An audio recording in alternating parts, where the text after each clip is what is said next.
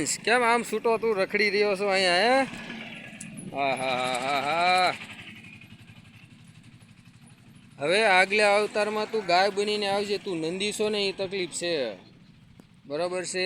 આગલા અવતારમાં ગાયનો અવતાર લે છે, જો તને જલસા પડી જાય. હા, એમાં આપણે ગાય, બરોબર, ગાય છે એને આપણે રાષ્ટ્રીય માતા ઘોષિત કરવા માટે ખૂબ જ બધા પ્રયત્નો મહેનત કરે છે. ત્યાં સુધીમાં તો તું બે અવતારમાં ગાય બનીને ચોક્કસ આવી જઈશ, બરાબર છે?